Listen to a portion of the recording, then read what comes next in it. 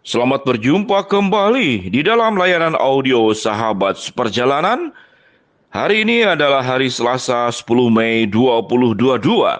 Tema renungan dan saat teduh kita dengan judul Percaya Namun Ragu. Percaya namun ragu. Firman Tuhan terambil dalam Yohanes 10 ayat yang ke-24 sampai dengan ke-26. Maka orang-orang Yahudi mengelilingi dia dan berkata kepadanya, "Berapa lama lagi engkau membiarkan kami hidup dalam kebimbangan? Jikalau engkau Mesias, katakanlah terus terang kepada kami."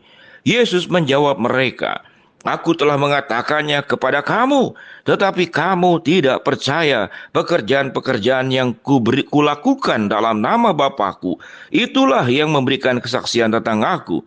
Tetapi kamu tidak percaya karena kamu tidak termasuk domba-dombaku." Mari kita berdoa. Bapa yang di dalam surga, biarlah kami terus belajar menjadi orang-orang percaya yang benar-benar percaya dan bukan orang percaya yang dalam keraguan. Di dalam nama Tuhan Yesus kami berdoa. Amin. Shalom sahabat perjalanan yang dikasihi Tuhan. Orang-orang percaya yang benar-benar percaya atau orang percaya yang dalam keraguan. Sahabat perjalanan, kalimat ini diperhatikan baik-baik. Orang percaya yang benar-benar percaya atau orang percaya yang dalam keraguan. Bagian firman Tuhan dalam Yohanes 10, ini kelompok orang-orang Yahudi yang mengelilingi dia. Ini berarti royokan. Dia tidak datang sendiri. Kalau dikatakan orang-orang Yahudi yang mengelilingi dia, berarti yang sepakat dengan pertanyaan yang diwakilkan oleh beberapa orang, itu adalah pemikiran dan adalah nilai hidup dan hati mereka. Jadi dikatakan, maka orang-orang Yahudi mengelilingi dia dan berkata kepadanya, kepada Yesus, "Berapa lama lagi engkau membiarkan kami hidup dalam kebimbangan?" Jadi mereka bimbang, bukan tidak ada bukti, bukan mereka tidak tahu, namun mereka memakai cara berpikir, cara merasa, cara menilai dengan cara mereka sendiri. Apa yang Yesus katakan? Lalu Yesus menjawab mereka, "Aku telah mengatakannya kepada kamu, tetapi kamu tidak percaya." Dan tidak hanya Yesus berkata, tetapi Yesus mengatakan, "Kamu tidak percaya pekerjaan-pekerjaan yang kulakukan dalam nama Bapakku, itulah yang memberikan kesaksian tentang aku." Mujizatnya, semua apa yang dinubuatkan, apalagi kondisi kita yang ada pada saat sekarang. Yesus yang sudah tergenapi, lahir, mati, bangkit, menjanjikan akan adanya kehidupan kekal. Yesus sebagai penguasa dalam seluruh kehidupan kita yang sangat sempurna dan lengkap. Mengapa engkau masih tidak percaya? Dan mengapa engkau masih bimbang? Jadi kalau ada orang percaya yang dalam keraguan, apa yang Yesus katakan? Karena kamu tidak termasuk domba-dombaku. Sahabat perjalanan, sifat domba itu penurut. Jadi sangat penurut, tanpa banyak bertanya, tanpa kebimbangan, tanpa kekhawatiran. Jadi domba ini, kita melihat domba ini binatang, kalau satu bagian saja masuk jurang, dia masuk jurang. Itu domba. Sementara dalam kesesatan manusia yang sangat mudah terbawa arus, yaitu domba. Maka dikatakan, "Aku datang untuk mencari yang hilang, menolong kamu, agar hidup kamu tidak terjerumus ke dalam jurang." Seperti yang terjadi bagaimana orang gila di Gerasa. Setan masuk ke dalam domba-domba itu dan semuanya masuk ke jurang dan meninggal semuanya. Dan dalam kondisi kerapuhan manusia yang memilih, yang berkelompok, yang Alkitab mengatakan orang Yahudi itu berkeliling mengelilingi dia. Ini adalah domba-domba sesat yang paham tentang kebenaran, yang tahu orang Yahudi, sahabat seperjalanan, yang dari turun-temurun sudah diajarkan tentang akan datangnya seorang Mesias, seorang juru selamat, yang nenek moyangnya sudah memberitakan, menyampaikan, diceritakan dari satu keturunan yang lain. Namun mereka tetap bimbang, mereka tetap tidak percaya. Sehingga setelah Yesus datang pun melakukan banyak mujizat, meyakinkan mereka. Mereka tetap tidak percaya. Dan apa yang Yesus katakan? Karena kamu tidak termasuk domba-dombaku. Jadi domba siapa? Yaitu domba yang sesat.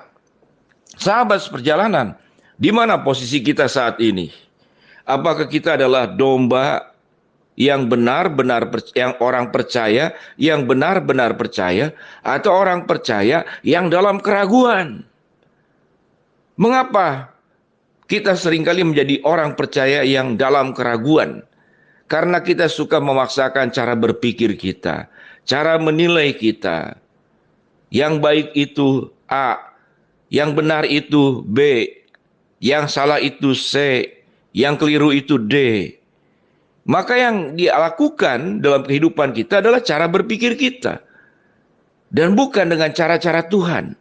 Seseorang yang bimbang, seseorang yang tidak percaya, maka apapun yang baik dan benar, dia tetap bimbang dan dia tetap tidak percaya. Sahabat seperjalanan yang dikasihi Tuhan, saya punya kebiasaan kalau beli barang itu di tempat-tempat yang bisa dipercaya. Maka caranya bagaimana? Yang sudah berbadan hukum. Jadi sudah ada izin dari pemerintah, izin membuka usahanya pun jelas, dia lulusan mana jelas, dan ini adalah bukti. Kalau kita beli di sembarang tempat yang tidak jelas orangnya, tidak jelas tempat usahanya, tidak berbadan hukum, saya tidak akan beli barang tersebut. Karena setelah beli, kualitasnya dipertanyakan dan kalau ada apa-apa, saya tidak bisa meminta pertanggungjawaban. Karena dia bisa hilang kapan saja, berjualan di satu tempat ke tempat lain. Nah, itu adalah toko yang berjualan. Sementara Yesus sudah dimateraikan di dalam rencana Allah Bapa dari kekekalan. Dari semenjak manusia jatuh di dalam dosa, Allah sudah merancangkan semua yang baik, semua yang benar, dan semua yang indah untuk hidup kita. Baik untuk keselamatan roh jiwa kita, dosa yang dihapuskan, baik dalam jaminan Tuhan, menjaga, menolong kita pada saat kita mengalami kesulitan, pencobaan, persoalan sakit, penyakit, persoalan ekonomi, persoalan ancaman, tantangan, kesulitan. Tuhan yang kita sembah lebih besar daripada masalah hidup kita. Masalah paling tersulit dalam hidup manusia adalah kalau orang mati bagaimana bangkit. Itu yang paling sulit. Dan Yesus melakukannya karena Yesus adalah Tuhan. Yesus telah mati, kemudian bangkit pada hari ketiga, dan dia membangkitkan Lazarus. Dia akan menjanjikan membangkitkan semua kita yang akan meninggal. Di mana lagi satu pribadi yang sedemikian luar biasa, yang sedemikian lengkap, yang sedemikian sempurna? Kalau yang lengkap, yang sempurna, yang baik, yang terhebat, yang maha kuasa, itu kita ragukan, kita bimbang kepada Yesus. Lalu kita mau percaya kepada siapa? Maka manusia berdosa yang tidak mau ikut Tuhan, dia hanya akan percaya kepada pikirannya sendiri, hanya percaya kepada perasaannya sendiri, dan hanya percaya kepada nilai-nilai hidupnya sendiri.